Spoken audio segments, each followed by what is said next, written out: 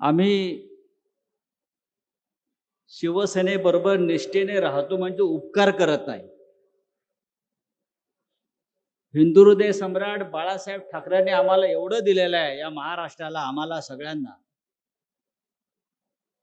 आणि माझ्यासारखे लाखो निष्ठावंत शिवसैनिक आहेत. म्हणून ही शिवसेना,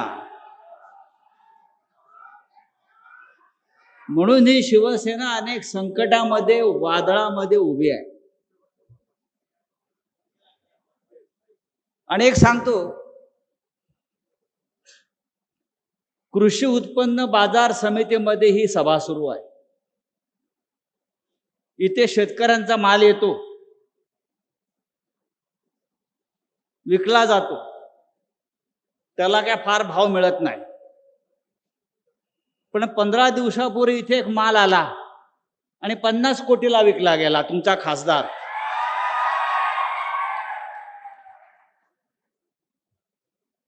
आता खासदार गेले म्हणजे गेले. आता आपल्यासाठी ते गेले. आता त्या दुखवट्याला आपण आलेलो आहोत. आता 10वं 12वं करू आणि पुढल्या कामाला मोकळे होऊ. फार दुःख करत बसायचं नाही. गाडा पाडा आणि शेवटी भगवा झेंडा फडकवा.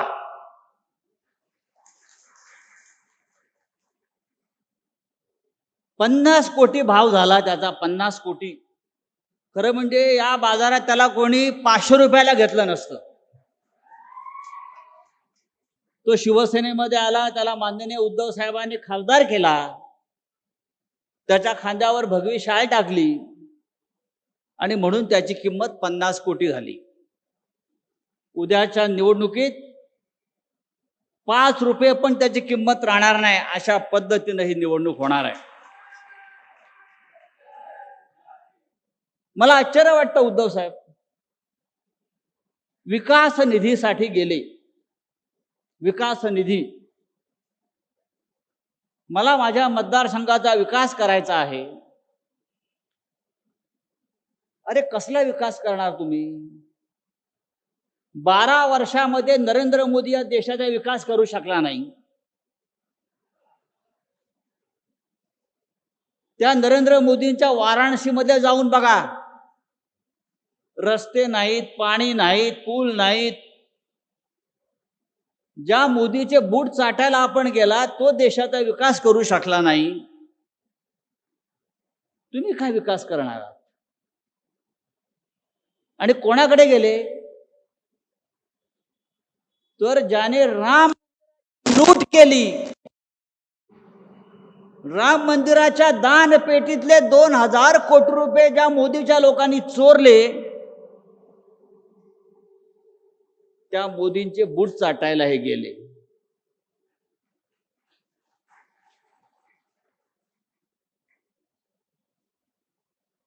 तर देशमुखला जाऊन सांगा, ही शिवसेना आहे आणि शिवसेना कधी संपत नसते. ठाकरे कधी संपत नसतात. ते पुन्हा पुन्हा राखेतून उभे राहतात आणि या महाराष्ट्रावरती आपली पकड मजबूत ठेवतात. अरे तुम्ही मशालीच्या चिन्हावर निवडून आलात म्हणजे ही मतं लोकांनी माननीय उद्धव ठाकरे साहेबांना दिली.